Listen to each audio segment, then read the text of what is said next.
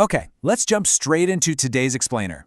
Today, we are putting on our expert investment analyst hats and completely dissecting Arthur J. Gallagher and Company. We're going to break this down using the legendary, battle-tested frameworks of Warren Buffett, Peter Lynch, and Benjamin Graham, while also bringing in some modern discounted cash flow modeling. It's a true top-to-bottom stock analysis, so let's get into it. Here is our roadmap for today. 1. The insurance brokerage behemoth. 2. The bull case for growth. 3. The bear case and valuation. 4. Navigating market volatility. And 5. Synthesis and final verdict. Section 1. The insurance brokerage behemoth, unpacking AJG. Now think about this for a second, because this is the core paradox of AJG. It's an insurance broker that was founded way back in 1927, yet somehow it's trading at premium, high-growth valuation multiples that you normally expect from a hyper-growth Silicon Valley software startup. And just to put the sheer scale of this company into perspective, as of mid-2026, Arthur J. Gallagher sits at a massive $65.3 billion market cap. Make no mistake, this isn't some small, nimble disruptor. We are talking about an absolute behemoth in the financial services sector. Let's look at the company's snapshot. Trading right around $253 a share. AJG is everywhere, operating in 130 different countries, providing brokerage, reinsurance, and third-party claims settlement. And thanks to Revelio Labs data, we know they're backing that up with a massive workforce of over 63,000 employees. What's crazy is that workforce is actually growing over 5% year over year. They are dominant, they are global, and they are definitely growing. Section 2. The bull case for growth, Buffett and Lynch perspectives.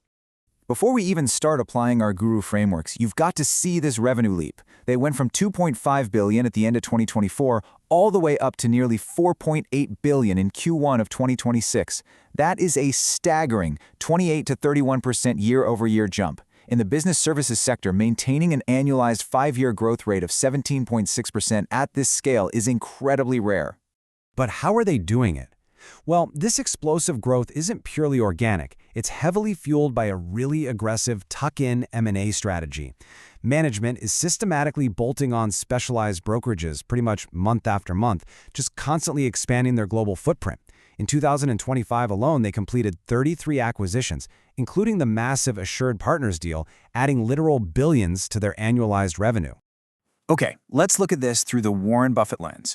Does it have an economic moat? Absolutely. Client retention sits in the low 90s, which means high switching costs. Management seems honest and completely aligned, led by the founder's grandson.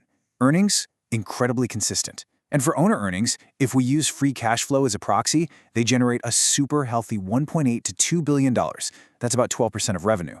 But here's where Buffett might just top the brakes. He'd look at their weak 6.4% return on equity and that massive $12.87 billion net debt load. Because of that heavy leverage, Buffett would demand a huge margin of safety before buying in. Now, what about Peter Lynch? Well, applying the Lynch lens, AJG is definitively a fast grower, thanks to its 18.5% 5-year EPS growth. But remember, Lynch loved growth at a reasonable price. If we calculate the PEG ratio, so taking their towering 40.5x trailing PE and dividing it by that 18.5% growth rate, we get a PEG ratio of 2.18. As a rule of thumb, anything over 1.0 suggests the stock is overvalued. Combine that with a debt-heavy balance sheet and a strict Lynch-style analysis would likely label this a hold at best, or honestly, a sell at these premium prices. Section 3. The bear case and valuation. Graham and DCF realities. Here's the real kicker when it comes to the bear case, that staggering valuation premium. Investors right now are paying up to a 40 times earnings multiple for an insurance broker. Let that sink in. Compare that to the U.S. insurance industry average PE, which is sitting at just 11.7x. At 40 times earnings, the market is pricing AJG for absolutely flawless, uninterrupted execution. And the reality is, flawless execution is really tough to maintain, especially when your trailing 12-month net margin starts drifting downward. According to Simply Wall Street data, AJG's net margin recently slipped from 13.9% down to 11.5%. That definitely raises some eyebrows about how efficiently they are actually managing the costs of all this rapid expansion. Trefis data sheds light on the fundamental risks dragging down those margins. The biggest threats? Aggressive M&A integration challenges. Basically, they might completely miss their massive $160 million synergy targets by late 2026. On top of that, the market is sweating over AI potentially disrupting the traditional brokerage space, not to mention severe debt coverage vulnerabilities. I mean, they're holding nearly $13 billion in debt against just $1.4 billion in cash. Yikes! Let's pivot to our ultimate value framework, the Benjamin Graham lens. Running through his defensive investor checklist, AJG actually passes on adequate size, earnings stability, and a solid dividend record of 70 cents in Q1. But it completely falls apart on his valuation requirements. A moderate PE under 15, huge fail. It's at 40.5x. A moderate price-to-book ratio, another massive fail. Graham would view this stock as way too speculative.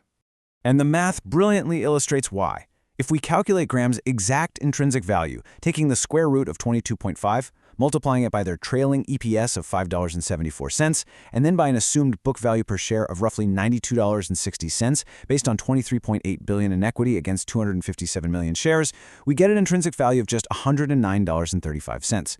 At a current price hovering near $253, there's absolutely zero margin of safety. Graham literally wouldn't touch this stock unless it suffered a 60% haircut. Section 4. Navigating Market Volatility. Risk Assessment. Interestingly, though, Triva's data shows us that despite those premium multiples, AGG is remarkably resilient. Sure, it takes a hit during systemic shocks, but look at those recovery times. It rebounded from the 2008 financial crisis in just 148 days, vastly outperforming the S&P 500 average.